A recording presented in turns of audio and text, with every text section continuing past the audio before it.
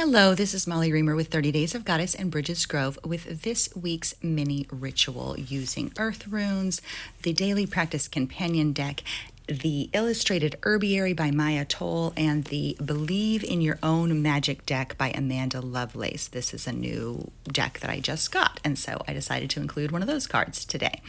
And so our Earth Runes is a new oracle card system that is evolving over the course of this year in conjunction with my Goddess Magic community on Patreon. And so the rune for this week is the Mirror, the rune of introspection or reflection.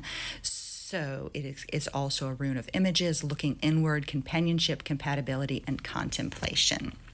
So this rune asks us to look within, to reflect on our own lives, to consider our own paths, to think about where we are, to reflect on our own behavior and our choices, and whether our actions are in alignment with our visions, with what we've said we wish to experience.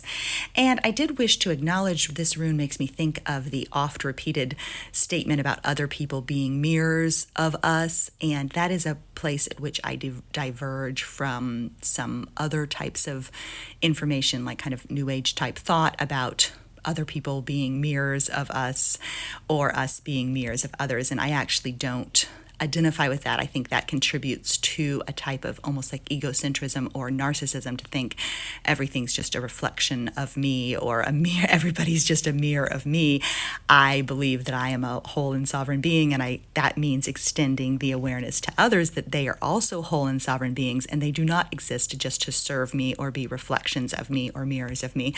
Also, sometimes other people can just be kind of jerks, and it doesn't necessarily mean that there is something within you that's reflecting that, or that's a lesson that you need to learn. Sometimes what you need to learn is that you need to steer away from people like that. So when we see things in other people that we don't like, sometimes it can tell us something about ourselves. Sometimes it can just be our own body and heart's knowingness that we need to be around other people instead.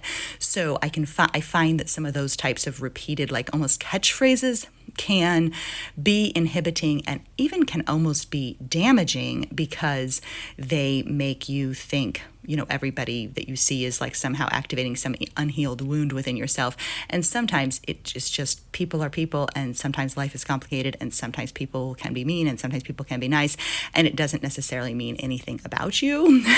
And also, we need to extend there's a dehumanizing element to thinking that other people are just reflections of our own experience or just mirroring things about ourselves. Other people are their own selves too, and they have wholeness and sovereignty and worth as their own beings, without actually needing to have anything to do with us. So that's something that I wanted to mention there, because I think it can lead us in both directions. At the same time, we might also still consider some of those lessons and thoughts, which is, if you are noticing something about somebody else's behavior that you wish maybe somebody else's life that you wish you could have for yourself, or somebody else's behavior that you don't like, you can use that as an opportunity for introspection or reflection to see if potentially that is a quality that you are experiencing, or that you wish you weren't experiencing, or that you wish was different. So you can use it as a catalyst for change in your own life without dehumanizing the other party, and without being egocentric enough to think the whole world revolves around you. There is a complex interplay of thousands of invisible factors that go into the creation of, millions of invisible factors that go into the creation of each person's life. And we are all whole, complete, and complex people with there's a lot going on, and there's also a network of interdependence in which we all exist. So lots to contemplate with the mirror, and that's what it's all about: introspection and reflection. And then I'm going to go ahead and go with this will be our herb card for the whole month of April.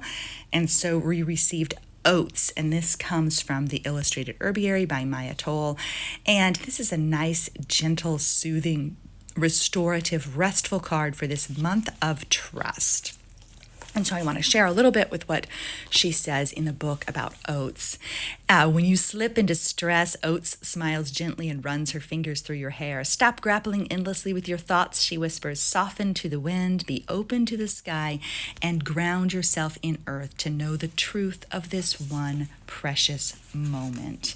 And then she suggests that You can make a scrubby, which I've not done this before. Done oat milk baths, but I've not done a scrubby, which she says take a handful of rolled oats, just the kind used for cooking, put them in the center of a washcloth, and then pull the washcloth up and make a bundle, close the top of the rubber band, and then use the scrubby in the shower. And I think that sounds nice, and I would like to try it as well. And you can put some other things into it too, like roses or lavender or something like that. And you could also take an oat bath if you wanted to. So the questions that go with oats are, can you just be? Can you let go of expectations and the need to know? Can you release the quest for answers to your questions or conclusions to your stories? I often come back to that phrase about living the questions. I did a whole class on living the questions. Can you release the quest for answers to your questions or conclusions to your stories? Let's live it as it unfolds. As I wrote in Walking with Persephone, my purpose was to walk into the story of my life as it is being written. We each are inhabiting a story that is being written right now.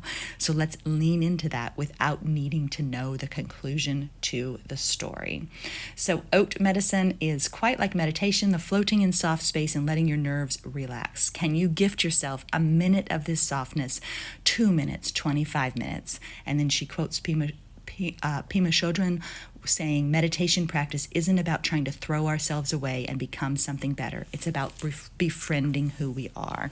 And that's what the mirror can help us recognize as well. Introspection, reflection, befriending who we are right now. And then my little assist from the Believe in Your Own Magic deck. This one is new to me and I'm still getting to know it. And the card we received is Escapist, come home to yourself. And the point here is it's actually not about escapism as being like a positive thing per se, but to consider how are we, what is our forms of escapism. And it's not inherently bad to want to escape or to have something that we like to do. Some people binge watch shows, some people listen to music, some people like to read, some people go on vacation. There's various ways of escapism, and these things can all be healthy, but too much escapism might mean that you're not confronting something, that you're not looking more deeply and reflecting about something that you need to confront. And so this card can lead us to consider, like, where are we trying to get away from something that needs to be confronted? Where do we need to face our own lives head on? And where do we need to, jump into life and tackle the situation? So come home to yourself. Come home to yourself. Reflect, introspect, and then confront or cope with what you are experiencing, hopefully with an attitude of gentle softness as well. So I like that one. I keep coming back to the phrase return. I mentioned during our Replenish retreat that I've been thinking maybe return is my 2025 word of the year because I use that phrase so often about returning again and again. Okay. And then from the Daily Practice deck, peace. So may we know peace in our hearts. May we draw inward to reflect. May we confront our lives as they are. May we treat ourselves with softness and gentleness. May we know peace. And then a practice, also good for peace and for reflection. Rest both hands on your belly and whisper something you need to hear.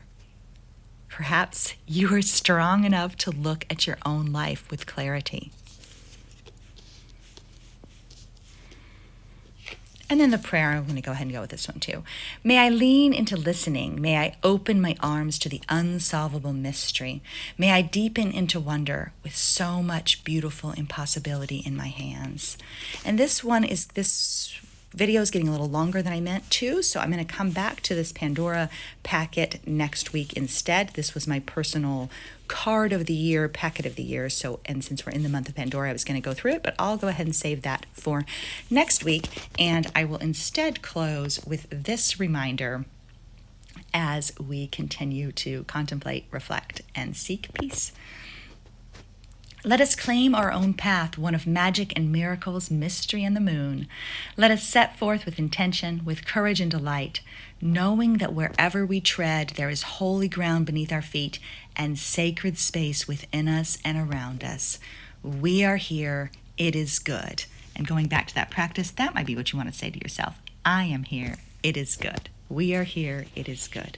So may you have a wonderful week this week. May you take time to reflect. May you know peace. May you be brave enough to confront the reality and the wholeness of your own life. And may you sink into softness and trust. Thanks so much for being here. Keep living your magic.